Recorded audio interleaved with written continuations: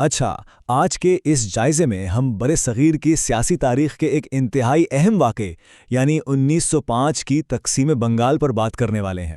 یہ صرف نقشے پر کھینچی گئی کوئی لکیر نہیں تھی، بلکہ ایک ایسا فیصلہ تھا جس نے اس پورے خطے کی سیاست اور تاریخ کا دھارا ہمیشہ کے لیے بدل دیا۔ آئیے سیدھا ان حقائق کی طرف چلتے ہیں جو ہمارے ذرائع سے سامنے آتے ہیں۔ تو چلیے اس کی گہرائی میں چلتے ہیں، ذرا اس ہندسے پر غور کریں۔ 8 کروڑ، جی ہاں 8 کروڑ افراد ایک ہی وسیع صوبے میں اتنی بڑی آبادی کو سنبھالنا ظاہر ہے کوئی معمولی بات نہیں تھی، اور سچ پوچھیں تو یہی وہ بہت بڑی انتظامی چنگاری تھی جس نے اس تاریخی واقعے کو جنم دیا۔ اتنی بڑی آبادی کا بوجھ ایک اکیلے گورنر کے لیے سنبھالنا بالکل ناممکن ہوتا جا رہا تھا۔ اس واقعے کو درست طریقے سے سمجھنے کے لیے ہم اپنا راستہ کچھ یوں طے کریں گے۔ پہلے ہم تقسیم بنگال کے اسباب دیکھیں گے، پھر بات ہوگی کہ 2 نئے صوبے کیسے وجود میں آئے، اس کے بعد مسلمانوں کا رد عمل اور ہندوؤں کی مزاحمت کا جائزہ لیا جائے گا، پھر ہم 1911 کی منسوخی اور آخر میں اس کے دیرپا نظریاتی اثرات پر بات کریں گے۔ تو شروعات کرتے ہیں اپنے پہلے حصے سے، یعنی تقسیم بنگال کے اسباب۔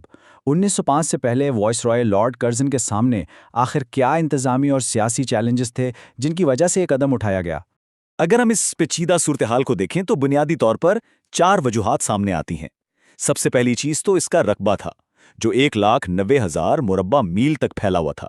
دوسری اہم بات یہ کہ دور دراز علاقوں میں، خاص طور پر مشرقی بنگال میں، سڑکیں اور مواصلات کا نظام نہ ہونے کے برابر تھا۔ تیسری وجہ مشرقی بنگال کی شدت پسماندگی تھی، کیونکہ تمام تر وسائل، عدالتیں اور ادارے تو کلکتہ تک محدود تھے۔ اور چوتھی بات جو بڑی سیاسی نوعیت کی ہے، وہ تھی انگریزوں کی مشہور حکمت عملی، یعنی تقسیم کرو اور حکومت کرو، تاکہ لوگوں کی ابھرتی ہوئی مشترکہ سیاسی طاقت کو کسی طرح کمزور کیا جا سکے۔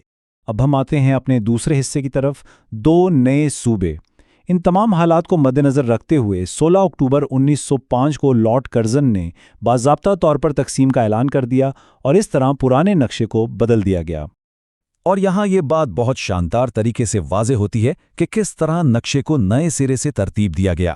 ایک طرف تھا مغربی بنگال، جس کا مرکز کلکتہ تھا اور جہاں ہندو اکثریت میں تھے، جبکہ اس کے بالکل برعکس دوسری طرف ایک الگ حقیقت نے جنم لیا، یعنی مشرقی بنگال اور آسام کا نیا صوبہ، جس کا مرکز ڈھاکہ تھا اور یہ ایک مسلم اکثریتی علاقہ تھا۔ ایک صوبے سے 2 بالکل مختلف انتظامی اور آبادیاتی حصے بن گئے۔ اس سب کا نتیجہ کیا نکلا؟ یہ ہمارا تیسرا حصہ ہے، یعنی مسلمانوں کا رد عمل۔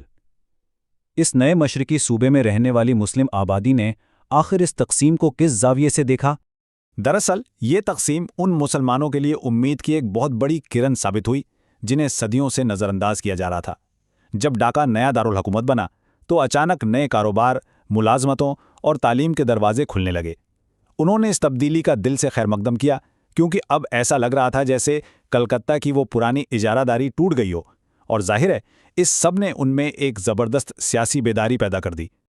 اب یہاں جو بات واقعی توجہ طلب ہے وہ یہ کہ اس معاشی بہتری نے ایک گہری نفسیاتی تبدیلی کو جنم دیا۔ مسلمانوں کو شدت سے یہ احساس ہوا کہ انہیں ان نئے انتظامی فوائد کو بچانے کے لیے اب ایک الگ اور متحد سیاسی آواز کی ضرورت ہے، اور یہی وہ سوچ تھی جس نے بلاخر ایک الگ سیاسی پلیٹ فارم کی بنیاد رکھی۔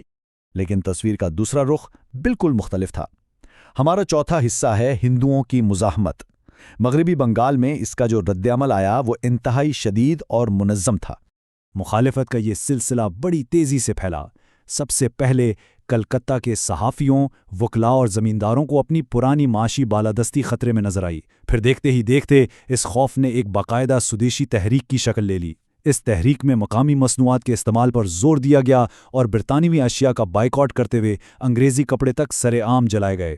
اور بات یہی نہیں رکی، بلکہ یہ سلسلہ پرتشدد مظاہروں، افسران پر حملوں، ہڑتالوں اور یوم سیاہ منانے تک جا پہنچا۔ اب ہم آتے ہیں اس پورے تاریخی بیانے کے عروج پر۔ 5واں حصہ، 1911 کی منسوخی، یعنی وہ وقت جب برطانوی سلطنت کو اپنا اتنا بڑا فیصلہ واپس لینا پڑا۔ آئیے اب آگے چلتے ہیں اور دیکھتے ہیں کہ یہ سلسلہ کیسے پروان چڑھتا ہے۔ ذرا اس ٹائم لائن کی حیران کن رفتار پر غور کریں۔ اکتوبر 1905 میں باضابطہ تقسیم کا اعلان ہوتا ہے، پھر اس کے رد عمل میں دسمبر 1906 میں ڈھاکہ میں آل انڈیا مسلم لیگ بن جاتی ہے، اور پھر مسلسل دباؤ کے بعد دسمبر 1911 میں دہلی دربار کے موقع پر اس پوری تقسیم کو ہی اچانک منسوخ کر دیا جاتا ہے۔ सोचने की बात है, एक इतनी बड़ी सल्तनत का महज चंद सालों में दबाव में आकर अपना फैसला बदल लेना। लेकिन बरतानवी हुकूमत को आखिर ये कदम उठाना क्यों पड़ा? इसकी कुछ ठोस वजूहात थीं। खित्ते में पुरतशद्दद मुजाहरे रुकने का नाम ही नहीं ले रहे थे। इसके साथ साथ स्वदेशी बाइकॉट की वजह से बरतानवी ताजरों को बेतहाशा माली नुकसान उठाना पड़ रहा था। ऐसे में जब बरतानिया के बादशाह जॉर्ज पंजम बरसगीर के दौरे पर आए तो उन्होंने इसी शदीद दबाव को कम करने के लिए बाकायदा तौर पर इस तकसीम को मनसूख कर दिया। अब हम अपने जायजे के छठे और आखिरी हिस्से में दाखिल हो रहे हैं, नज़रियाती असरात।